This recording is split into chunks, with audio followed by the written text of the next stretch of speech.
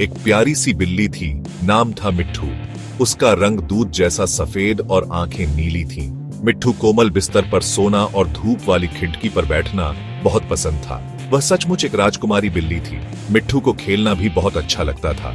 रंगीन तितलियों के पीछे भागना उसका प्रिय खेल था। ऊन के गोले से खेलना उसे बहुत भाता। मिट्ठू घर में सबकी लाडली थी। उसकी म्याऊं में एक खास मिठास थी। वह बहुत प्यारी और चंचल थी। उसी मोहल्ले में एक और बिल्ली रहती थी। नाम था शेरू। वह एक काला बिल्ला था जिसकी आंखें चमकीली हरी थीं। शेरू गलियों का राजा था। वह किसी घर में नहीं रहता था। उसका घर पूरी गली थी। शेरू बहुत बहादुर और चालाक था। उसे ऊंची दीवारों पर चढ़ना और नई नई जगहें खोजना अच्छा लगता था। वह शिकार करने में भी माहिर था। शेरू को किसी का डर नहीं था। वह अपनी मर्जी का मालिक था। वह अकेला रहना पसंद करता था, पर सबकी खबर रखता था।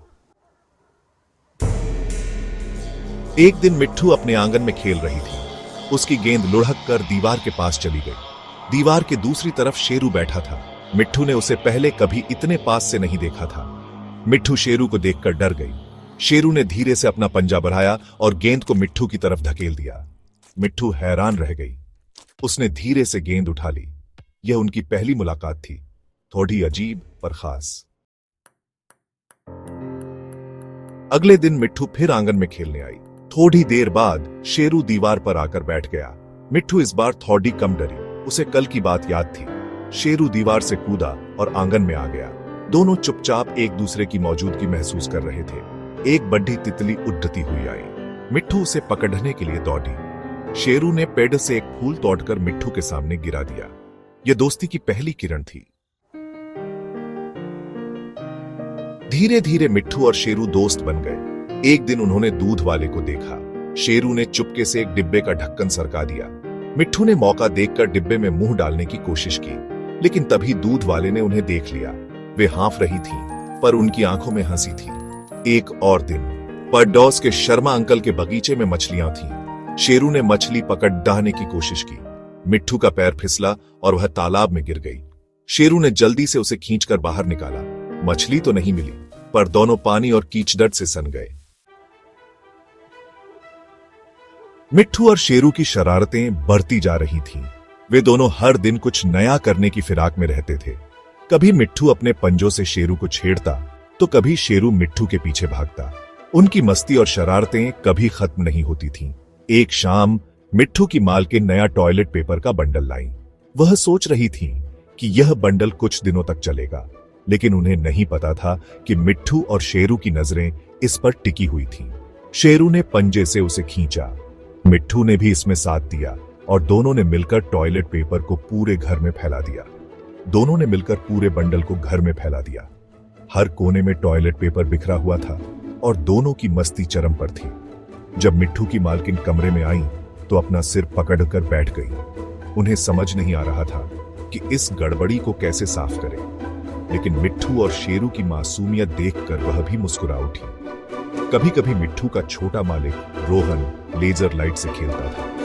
वह लेजर लाइट को इधर उधर घुमाता और मिट्ठू और शेरू उसे पकड़ने के लिए दौड़ते। मिट्ठू और शेरू उस बिंदु को पकड़ने के लिए दीवाने हो जाते थे। वे कभी कूदते, कभी दौड़ते और कभी एक दूसरे से टकरा जाते। उनकी यह मस्ती देखकर सब हंसते थे। उनकी कलाबाजियां देखकर सब हंसते थे। परिवार के सभी सदस्य उनके खेल का आनंद लेते थे और उनकी शरारतों पर हंसते थे।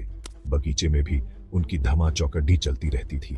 मिट्ठू और शेरू कभी पेड़ों पर चढ़ते, कभी फूलों के बीच छुपते और कभी एक दूसरे के पीछे भागते। अगर मालकिन नए पौधे लगाती तो मिट्ठू और शेरू उन्हें खोदकर अपनी पसंद की जगह पर लगाने की कोशिश करते। वे दोनों मिलकर बगीचे को अपनी मर्जी से सजाते। इन शरारतों और खेलकूद ने उनकी दोस्ती को और भी पक्का कर दिया था। मिट्ठू और शेरू की यह दोस्ती और मस्ती सभी के चेहरे पर मुस्कान लाती थी। एक दिन मोहल्ले में बड़ी शांति थी। हर तरफ सुकून और शांति का माहौल था। लोग अपने अपने कामों में व्यस्त थे और बच्चे खेल रहे थे। मिट्ठू और शेरू एक ऊंची दीवार पर बैठे धूप का मजा ले रहे थे। वे दोनों बहुत अच्छे दोस्त थे और अक्सर इस दीवार पर बैठकर समय बिताते थे। तभी उन्होंने एक अजीब सी आवाज सुनी। यह आवाज बहुत ही विचित्र और डरावनी थी, जिससे वे दोनों चौकन्ने हो गए। एक बड़ा सा भूरे रंग का कुत्ता गली में घूम रहा था। वह कुत्ता बहुत ही खतरनाक दिख रहा था और उसकी चाल में एक अजीब सी आक्रामकता थी। वह हर छोटी चीज पर भौंक रहा था। उसकी भौंकने की आवाज से पूरा मोहल्ला गूंज उठा था और लोग खिड़कियों से झांकने लगे थे। कुत्ते की नजर मिट्ठू और शेरू पर पड़ी। उसकी आंखों में एक चमक आ गई और वह उनकी तरफ देखने लगा। वह जोर जोर से भौंकता हुआ उनकी तरफ दौड़ा। उसकी भौंकने की आवाज और तेज हो गई थी और वह तेजी से उनकी ओर बढ़ रहा था।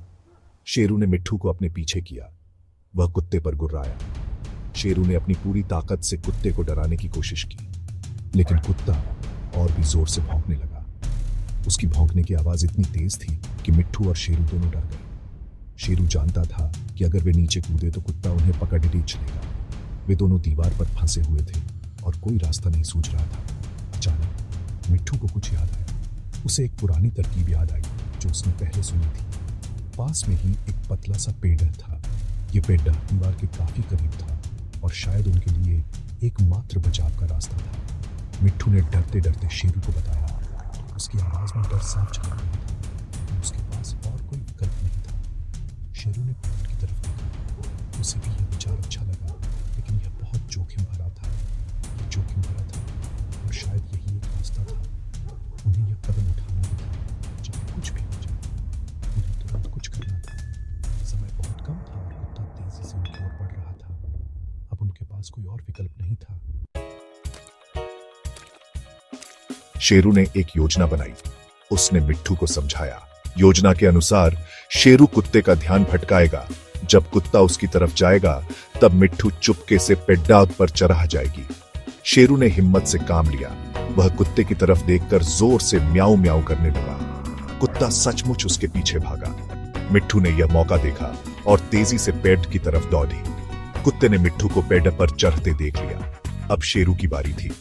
जैसे ही कुत्ता मिट्ठू की तरफ मुड़ा, शेरू ने एक लंबी छलांग लगाई। वह कुत्ते के ऊपर से कूदता हुआ सीधे पेड़ की सबसे ऊंची डाल पर पहुंच गया। मिट्ठू भी छत पर पहुंच चुकी थी। दोनों सुरक्षित थे। उस दिन के बाद मिट्ठू और शेरू की दोस्ती और भी गहरी हो गई। वे दोनों एक दूसरे के बिना एक पल भी नहीं रह सकते थे। उनकी दोस्ती की शुरुआत एक छोटे से झगड़े से हुई थी, लेकिन अब वे सबसे अच्छे दोस्त बन गए थे। वे जानते थे कि वे एक दूसरे पर भरोसा कर सकते हैं। जब भी मिट्ठू को किसी चीज की जरूरत होती, शेरू हमेशा उसके पास होता, और जब शेरू को किसी मदद की जरूरत होती, मिट्ठू भी हमेशा तैयार रहती। मिट्ठू अब पहले से ज्यादा बहादुर हो गई थी। पहले वह छोटी छोटी चीजों से डर जाती थी, लेकिन अब वह शेरू के साथ मिलकर हर चुनौती का सामना करती थी। शेरू के साथ रहकर उसने बाहर की दुनिया का सामना करना सीख लिया था।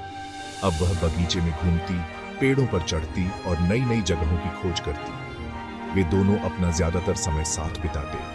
चाहे धूप में लेटना हो या बगीचे में खेलना, वे हमेशा साथ होते। सुबह साथ में धूप सेंकते और एक दूसरे की कंपनी का आनंद लेते। दोपहर में नई नई शरारतें सोचते और उन्हें अंजाम देते। वे कभी कभी पेड़ों पर चढ़ते, कभी कभी बगीचे में दौड़ते और शाम को साथ में खेलते। वे गेंद के साथ खेलते, एक दूसरे का पीछा करते और खूब मस्ती करते। उनकी दोस्ती में कोई स्वार्थ नहीं था, बस ढेर सारा प्यार और विश्वास था। वे एक दूसरे के बिना अधूरे थे। मिट्ठू की मालकिन भी उनकी दोस्ती देखकर बहुत खुश होती थी। उन्हें देखकर उन्हें अपने बचपन के दोस्त याद आ जाते थे। पहले उन्हें चिंता होती थी कि शेरू जंगली है, कहीं मिट्ठू को परेशान न करे, लेकिन धीरे धीरे उन्होंने देखा कि शेरू कितना प्यारा और देखभाल करने वाला है।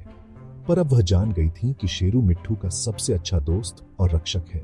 शेरू ने मिट्ठू को न केवल सुरक्षा दी, बल्कि उसे आत्मविश्वास भी सिखाया।